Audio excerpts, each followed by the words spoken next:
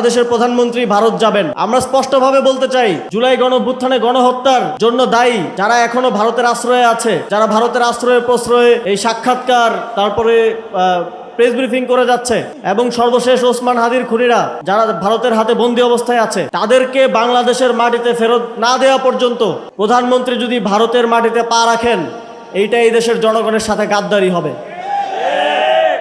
তাদেরকে আগে বাংলাদেশে ফিরিয়ে আনেন, তাদের ফাঁসির রায় কার্যকর করেন, বিচার নিশ্চিত করেন, তারপরে ভারতের সাথে সুসম্পর্ক হতে পারে।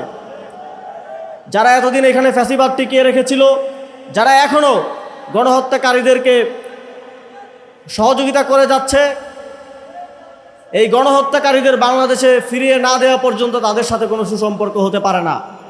সংগ্রামী উপস্থিতি, আমরা বর্ডারের ওপার থেকে শুনি শেখ হাসিনা বাংলাদেশে আসতে চায়।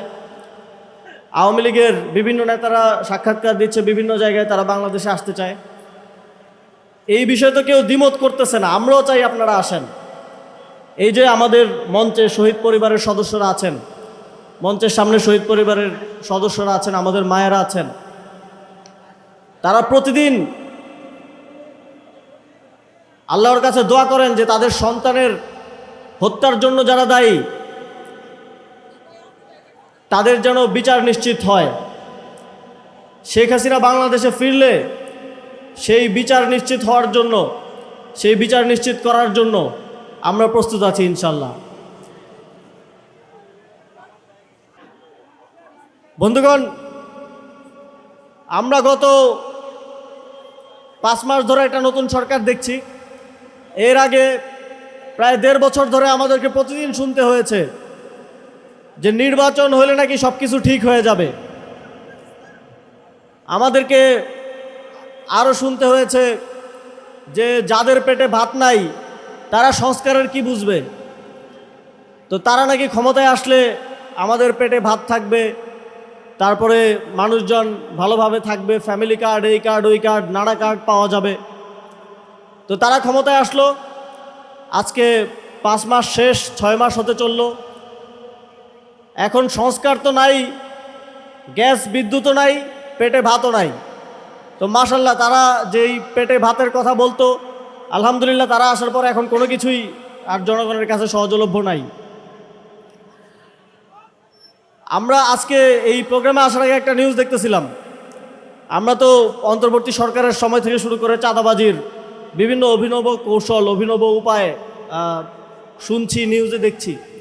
আজকে আসার আগে একটা নিউজে দেখছিলাম, আপনারাও দেখেছেন সম্ভবত, যে কোনো একটা গ্রামে জমিতে গরু মহিষ চড়াইতে হইল, গরু মহিষকে ঘাস খাওয়ায় না, চড়াইতে হইলেও ছাত্রদলকে চাঁদা দিতে হয়।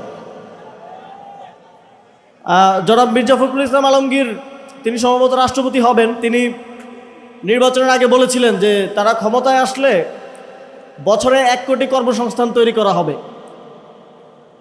তো তারা কিন্তু তাদের কথা রেখেছেন। বছরের 6 মাসও হয় নাই, কিন্তু ছাত্রদলের, যুবদলের, বিএনপির অলরেডি চাঁদাবাজির মাধ্যমে 50 লাখ কর্মসংস্থান নিশ্চিত হয়ে গেছে। চাঁদাবাজি করে তাদের ফ্যামিলি চলতেছে, তাদের পেট চলতেছে। সাধারণ মানুষ জাহান্নামে যাক। আমরা স্থানীয় সরকার নির্বাচনের কথা শুনছি, প্রায় 6 মাস হয়ে গেল, এখন আমরা কোনো ডেট পাই নাই, কিন্তু আমরা শুনছি যে সামনে ইউনিয়ন পরিষদ থেকে শুরু করে স্থানীয় সরকার নির্বাচন হবে। আমরা আশা করেছিলাম জুলাই সনদ অনুযায়ী, গণভোটের রায় অনুযায়ী সংস্কারের মাধ্যমে নির্বাচন কমিশন সহ রাষ্ট্রীয় প্রতিষ্ঠানগুলোকে শক্তিশালী করার পরে এই নির্বাচনগুলো সংগঠিত হবে। তাহলে আমরা একটা লেভেল প্লেইং ফিল্ড আশা করতে পারতাম। দেখেন, রাষ্ট্রপতি নির্বাচন হবে, জুলাই সনদে বিএনপিও কিন্তু স্বাক্ষর করে এসেছে। সেখানে বলা আছে যে রাষ্ট্রপতি নির্বাচনের 70 অনুচ্ছেদ কার্যকর থাকবে না। তো বিএনপি আগের অবস্থাতেই, আগের ব্যবস্থার মধ্য দিয়ে আবার রাষ্ট্রপতি নির্বাচন করছে। এখানে একটা আইওয়াস হচ্ছে, সবার সামনে নির্বাচন হবে, ভোট হবে, কিন্তু সরকার দলের 213 জন এমপি তারা কিন্তু দলের বাইরে, দল যাকে ঠিক করে দিবে তার বাইরে ভোট দিতে পারবে না। ভোট দিলে তাদের সংসদ সদস্য পদ থাকবে না। আমরা চেয়েছিলাম, এবং জুলাই সনদে সবাই অ্যাগ্রি করেছে, যে রাষ্ট্রপতি নির্বাচনে 70 অনুচ্ছেদ কার্যকর হবে না এবং এমপিরা যে কাউকে ভোট দিতে পারবে। যদি সেরকম পরিস্থিতি হতো, সংস্কারের পরে এই নির্বাচনটা হতো, তাহলে আমরা দেশের জন্য সত্যিকার অর্থে দলমতের ঊর্ধ্বে একজন রাষ্ট্রপতি হওয়ার মতো যোগ্য ব্যক্তিকে সম্ভবত রাষ্ট্রপতি দেখতে পেতাম। কিন্তু দুঃখজনক যে জুলাই গণঅভ্যুত্থানের পরে একটা রাষ্ট্রপতি নির্বাচন হচ্ছে, আমাদেরকে আবারও একজন দলীয় ব্যক্তিকে রাষ্ট্রপতির জায়গায় দেখতে হবে। স্থানীয় সরকার নির্বাচনে আপনারা ইতিমধ্যে জানেন যে বিএনপি সিটি কর্পোরেশনগুলোতে প্রশাসক নিয়োগ করেছে। কিছু কিছু ক্ষেত্রে ইউনিয়ন পরিষদ, উপজেলা পরিষদেও প্রশাসক নিয়োগ করা হয়েছে। জেলা পরিষদগুলোতে প্রায় সবগুলোতেই প্রশাসক নিয়োগ করা হয়েছে। বিএনপি গত 17 বছর সংস্কারের কথা বলে রাজনীতি করে আসছে, গণতন্ত্রের কথা বলে রাজনীতি করে আসছে। অথচ দেখেন তাদের প্রশাসকরা সরকারি টাকায়, সিটি কর্পোরেশনের টাকায়, এক পাশে সিটি কর্পোরেশনের লোগো, আরেক পাশে বিএনপির দলীয় লোগো, তারপরে তার বড় ছবি দিয়ে সারা ঢাকায় পোস্টারিং করে ছড়িয়ে ফেলেছে। এদিকেও আশেপাশে পোস্টার খুঁজলে পাওয়া যাবে। সরকারি টাকায়, সিটি কর্পোরেশনের তহবিলের টাকায় নিজের নির্বাচনী প্রচারণা করে, এটা কিসের গণতন্ত্র? আমরা জাতীয় নাগরিক পার্টির পক্ষ থেকে স্পষ্টভাবে দাবি করেছি, কোনো প্রশাসক, যাদেরকে প্রশাসক দেওয়া হয়েছে, কেউ স্থানীয় সরকার নির্বাচনে অংশগ্রহণ করতে পারবে না। যদি তারা স্থানীয় সরকার নির্বাচনে অংশগ্রহণ করে, এই নির্বাচনটা আবারও একটা প্রশ্নবিদ্ধ নির্বাচন হয়ে থেকে যাবে। এবং আমরা আবারও দেখছি এই নির্বাচন প্রক্রিয়া রাষ্ট্রীয় প্রতিষ্ঠানগুলোকে দুর্বল করার মধ্য দিয়ে, দলীয়করণ করার মধ্য দিয়ে আমাদের মধ্যে কিন্তু জনগণের মধ্যে একটা শঙ্কা তৈরি হচ্ছে যে এবার যেমন জনগণ ভোট দিতে পেরেছে, 5 বছর পরে কি সাধারণ মানুষ ভোট দিতে পারবে কিনা। তো স্থানীয় সরকার নির্বাচনে বোঝা যাবে যে 5 বছর পরে আমরা ভোট দিতে পারবো কি পারবো না। রহিম, জাতীয় নাগরিক পার্টি এনসিপি ঢাকা মহানগর দক্ষিণ কর্তৃক আয়োজিত আজকের এই গণসমাবেশে উপস্থিত জুলাই গণ অভ্যুত্থানের মহানায়ক, এক দফার ঘোষক, বিরোধী দলীয় চিফ হুইপ এবং জাতীয় নাগরিক পার্টি এনসিপির আহ্বায়ক জনাব নাহিদ ইসলাম এমপি উপস্থিত আছেন। জুলাই গণ অভ্যুত্থানের অন্যতম অগ্রসেনানী, জাতীয় নাগরিক পার্টি এনসিপির সংগ্রামী মুখপাত্র জনাব আসিফ মাহমুদ সজীব ভুইয়া সহ জাতীয় নাগরিক পার্টি এনসিপির কেন্দ্রীয় নেতৃবৃন্দ, ঢাকা মহানগর দক্ষিণের কেন্দ্রীয় নেতৃবৃন্দ এবং বিভিন্ন থানা ওয়ার্ড থেকে আগত বিভিন্ন পর্যায়ের নেতাকর্মীবৃন্দ, আপনাদের সকলকে জানাই আসসালামু আলাইকুম।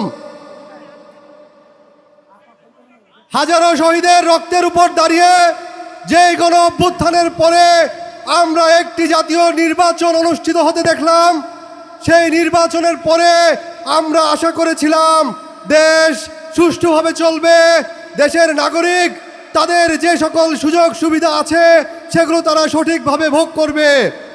কিন্তু আমরা খুব অসহায়ের সাথে লক্ষ্য করলাম, নির্বাচনের পর একটি দল তাদের পকেট ভর্তি করতে ব্যস্ত হয়ে গেল। একটু আগেই আমাদের ঢাকা মহানগর উত্তরের আহ্বায়ক জনাব আরিফুল ইসলাম আদিব বলে গেলেন, কদমতলী থানার একটি বাজার থেকে মাসে কি পরিমাণ চাঁদা তোলা হয়।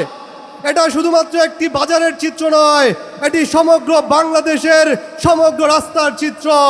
প্রত্যেকটি রাস্তায়, প্রত্যেকটি মহল্লায়, প্রত্যেকটি দোকান থেকে, ভ্যান থেকে, প্রত্যেকটি ট্রাক থেকে, যানবাহন থেকে চাঁদা তোলা হচ্ছে। চাঁদা থেকে রেহাই পাচ্ছে না অটোরিকশা পর্যন্ত। সারাদিন তীব্র দাবদাহের পর যখন সাধারণ জনগণ একটু ঘরের ভেতরে ফ্যানের নিচে গিয়ে আরামের বাতাস খাবে, সেই সুযোগটি পর্যন্ত এই সরকার দিচ্ছে না। সারাদিন তীব্র লোডশেডিংয়ে এই গরমে পর্যুদস্ত পুরো জনপদ। প্রিয় ভাইয়েরা, 5 আগস্টের পর ইন্টারিম সরকারের ক্ষমতা নেওয়ার পর এই বিএনপি বিভিন্ন জায়গায় অপপ্রচার শুরু করলো। তারা আসলে নাকি দেশ ঠিক হয়ে যাবে, তারা আসলে নাকি আইন শৃঙ্খলা রক্ষাকারী পরিস্থিতি ঠিক হয়ে যাবে, তারা আসলে দ্রব্যমূল্যের দাম নাকি নিয়ন্ত্রণে আসবে। কিন্তু আমরা দেখতে পেলাম নির্বাচনের ঠিক পর পর দ্রব্যমূল্যের দামের কি উগ্রগতি শুরু হয়েছে, কিভাবে মববাজি সন্ত্রাসী কর্মকাণ্ড সহ হত্যা খুন রাহাজানি বেড়ে চলেছে। আমাদের সাবেক স্বরাষ্ট্রমন্ত্রী সবজান্তা শমশের তিনি মাত্র বিদায় নিয়েছেন তার মন্ত্রণালয় থেকে, কিন্তু বিগত 5 মাসে সারা বাংলাদেশে আইন শৃঙ্খলার যে অবনতি তিনি রেখে গেছেন তা থেকে কিভাবে উত্তরণ হবে আমার জানা নাই। প্রিয় ভাই ও বন্ধুরা, আপনারা দেখতে পাচ্ছেন আমরা যে সংস্কারের কথা বলেছিলাম সেই সংস্কারের জন্য জাতীয় ঐক্যমত্য কমিশনে যে সকল বিষয়ে বিএনপি একমত হয়েছিল তার মধ্যে একটি ছিল 70 অনুচ্ছেদ এবং রাষ্ট্রপতি নির্বাচন। কিন্তু নির্বাচিত হয়ে তারা সব কিছু ভুলে গেছে। তারা এখন রাষ্ট্রপতি নির্বাচনে 70 অনুচ্ছেদ কার্যকর করতে চায়। আমরা বলতে চাই, আপনারা জনগণের সাথে সংস্কারের নামে যে বাহানা শুরু করেছেন, যে উপহাস করছেন, তা জনগণ কিন্তু ভুলবে না, জনগণ মনে রাখবে। এবং অচিরেই আপনারা এই সংস্কার বাস্তবায়ন না করার জন্য সারা বাংলাদেশে এনসিপির নেতা কর্মীদের উপর যেভাবে আক্রমণ শুরু করেছেন, যেভাবে তারা সন্ত্রাসী কর্মকাণ্ড করে যাচ্ছেন, আপনার ছাত্রদল যুবদলের সন্ত্রাসী বাহিনীদেরকে লেলিয়ে দিচ্ছেন। আমরা বলতে চাই, এই অন্যায় অত্যাচার আমরা বেশি দিন চালু রাখতে দেব না। জনগণ যখন আবার রাজপথে নেমে আসবে, একদল পালিয়ে ইন্ডিয়া যেতে পেরেছে, আপনাদের সেই সৌভাগ্য হবে না। সেই পর্যন্ত এনসিপির সকল নেতাকর্মীকে রাজপথে জোরালো ভূমিকা রাখার জন্য আহ্বান জানিয়ে আমি আমার বক্তব্য শেষ করছি। ইনকিলাব জিন্দাবাদ।